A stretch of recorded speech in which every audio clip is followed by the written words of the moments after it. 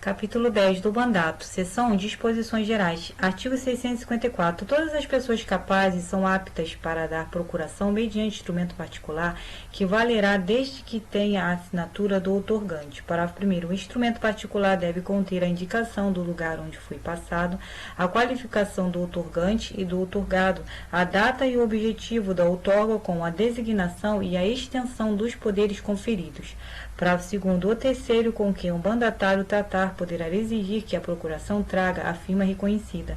Artigo 655. Ainda quando se outorgue mandato por instrumento público, pode subestabelecer-se mediante instrumento particular.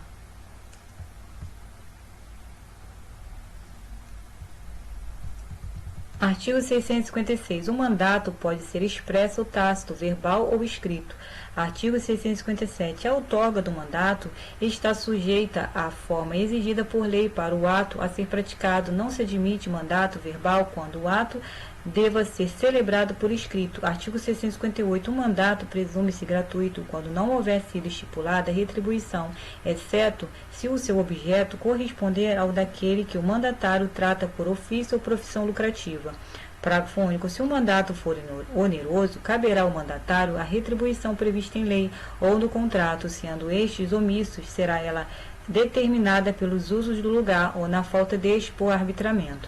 Artigo 659. A aceitação do mandato pode ser tácita e resulta do começo da execução. Artigo 660. O mandato pode ser especial a um ou mais negócios determinadamente ou geral a todos os do mandante. Artigo 661. O mandato, em termos gerais, só confere poderes de administração. Parágrafo 1º. Para alienar, hipotecar, transigir ou praticar outros quaisquer atos que exorbitem da administração ordinária, depende a procuração de poderes especiais e expressos. Parágrafo 2º. O poder de transigir não importa o de firmar compromisso. Artigo 662. Os atos praticados por quem não tenha mandato ou o tenha sem poderes suficientes são ineficazes em relação àquele em cujo nome foram praticados, salvo se este os ratificar.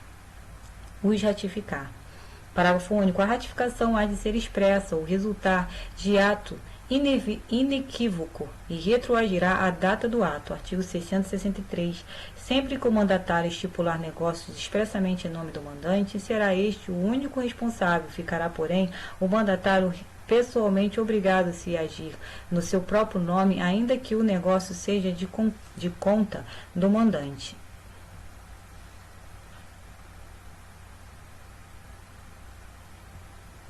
Artigo 664. O mandatário tem o direito de reter do objeto da operação que lhe foi cometida quanto baste para pagamento de tudo que lhe for devido em consequência do mandato.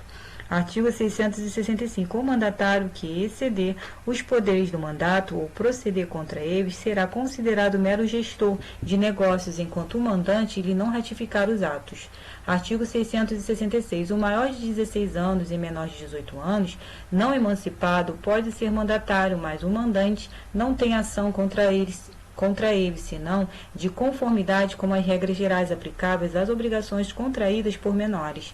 Seção 2. Das obrigações do mandatário. Artigo 667. O mandatário é obrigado a aplicar toda a diligência habitual na execução do mandato e a indenizar qualquer prejuízo causado por culpa sua ou daquele a quem subestabelecer sem autorização poderes que deve exercer pessoalmente.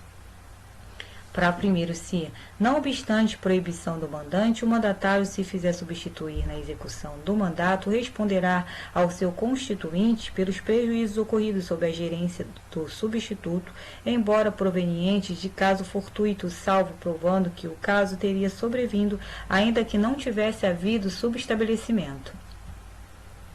Parágrafo 2º. Havendo poderes de subestabelecer, só serão imputáveis ao mandatário os danos causados pelo subestabelecido, se tiver agido com culpa na escolha deste ou nas instruções dadas a ele.